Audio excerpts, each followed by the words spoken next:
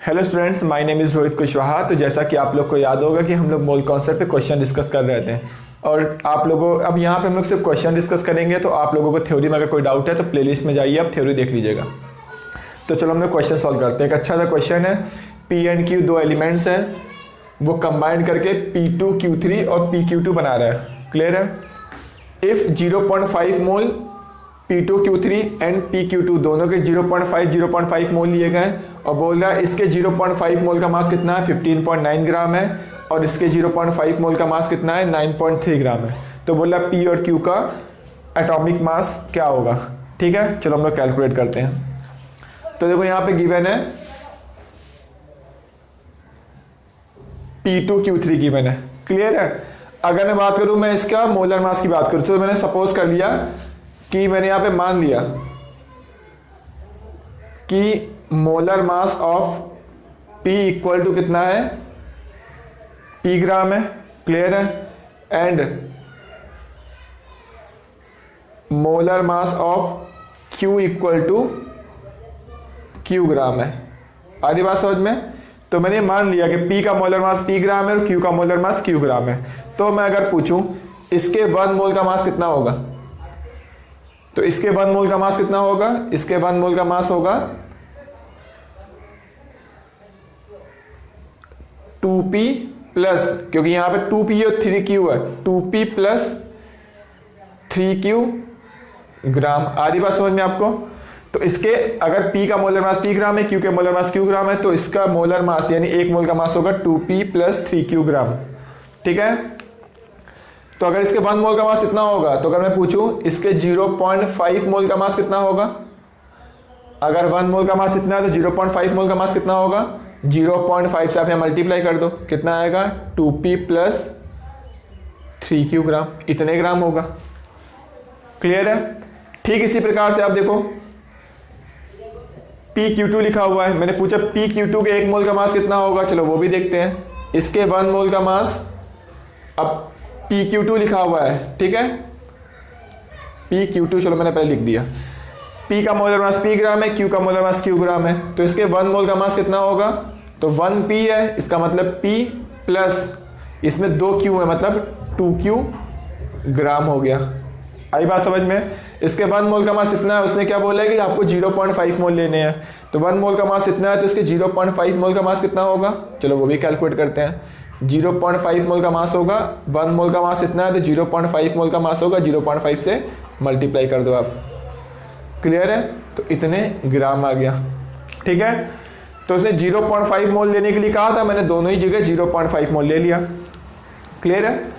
अब बोल रहा है 0.5 मोल, इसका 0.5 मोल का मास कितना है, 15.9 ग्राम है, और हम लोगों का इतना आ रहा है, यानी ये वैल्यू कितनी दी है, 15.9 ग्राम गिवन है। तो चलो इसकी वैल्यू रख दो, यानी यहां पे आपको इंफॉर्मेशन गिवन है 2P प्लस 3Q इंटू 0.5।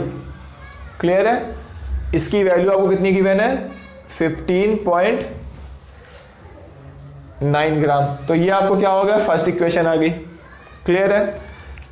अब इसके 0.5 मोल का मास कितना बोला, 9.3 ग्राम है, तो हम लोगों के 0.5 मोल का मास इतने ग्राम आ रहा है, मतलब ये वैल्यू इक्वल टू कितना दिया है, 9.3 ग्राम दिया हुआ है। क्लियर है? तो इसके 0.5 मोल का ग्राम जो दिया हुआ है P प्लस 2Q, ये वैल्यू दी हुई है 9.3 ग्राम। ध्यान से देखो, ये देखो 9.3 ग्राम है, यानी ये इक्वेशन कौन सी हो गई, सेकेंड।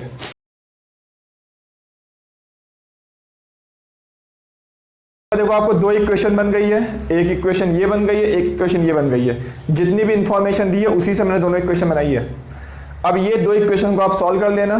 क्लियर है? सॉल्व करके क्या करोगे, P और Q की वैल्यू निकाल लेना, और P और Q की वैल्यू आ गई, मतलब मोलर मास ऑफ P और मोलर मास ऑफ Q आ गया। क्लियर है? और वही आपसे पूछा गया, एटॉमिक मास पूछे चाहे मोलर मास, दोनों बात सेम ही है। क्यों बात सेम है? क्योंकि एटॉमिक मास, अगर कार्बन का एटॉमिक मास की बात करो तो 12 ग्राम होगा, 12 AMU होगा, और मोलर मास 12 ग्राम होगा, तो 12 नंबर तो सेम है ना। क्लियर है? तो एटॉमिक मास AMU में होता है और मोलर मास किस में होता है, ग्राम में होता है, तो 12 नंबर स्टार्टिंग वाला सेम आएगा। तो जो यहाँ मोलर मास कितना है, PQ की वैल्यू आएगी, भैया आपका यहाँ पे क्या होगा, आंसर होगा।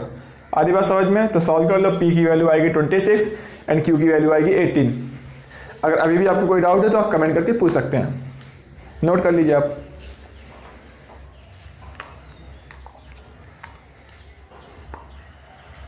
हेलो बच्चों, आप देख रहे हैं आपका अपना channel chemistry smart tips. My name is Rohit Kushwaha. तो जैसा कि आपको दिख रहा होगा, एक बहुत ही अच्छा क्वेश्चन लेकर आए हम लोग। जैसे कि आप एक बार क्वेश्चन पढ़ लीजिए। Sulphur trioxide is prepared, SO3 हम लोगों को बनाना है, ठीक है ना। ये 2 स्टेप की रिएक्शन है। पहले स्टेप में क्या हो रहा है, आपको एसिड क्या कर रहा है, H2O से रिएक्शन कर रहा है, SO2 बना रहा है। देखो रिएक्शन बैलेंस है, रिएक्शन लिखी हुई भी होनी चाहिए, बैलेंस होनी चाहिए, ठीक है। 2 कंडीशन दोनों फुलफिल है। फिर SO2 जो बना हुआ है वो क्या कर रहा है, O2 से रिएक्शन कर रहा है और क्या बना रहा है, SO3 बना रहा है। क्लियर है। तो बोल रहा है how many gram of SO3 are produce from 1 mole of acid. बोल रहा है कि 1 मोल, 2 रिएक्शन आपको गिवन है। अब बोला है आपको एसिड 1 मोल लेना है और आपको SO3 बताना है कितने ग्राम बनेगा। क्लियर है। हम लोग स्टार्ट करते हैं, चलो। तो देखो जैसा कि आप लोगों को दिख रहा है, इसके बारे में है कि यहाँ पर कितना गिवन है, ये 1 मोल गिवन है। तो जब 1 मोल ऑफ एसिड लोगे तो आपको देखो रिएक्शन बैलेंस, तो रिएक्शन से देखने में क्या समझ में आ रहा है कि इसके 1 मोल से कितने मोल बनेंगे, 8 मोल बनेंगे। यानी मैंने 1 मोल लिया तो इसके कितने मोल्स बन जाएंगे, 8 मोल्स बन जाएंगे। क्लियर है। यानी SO2 के कितने मोल्स बन चुके हैं, SO2 के 8 मोल्स बन गए क्योंकि मैंने एसिड के 1 मोल लिया था। अब देखो यहां से आपको क्या दिख रहा है कि इसके 2 मोल से कितना मोल बनेगा, 2 मोल्स बनेगा।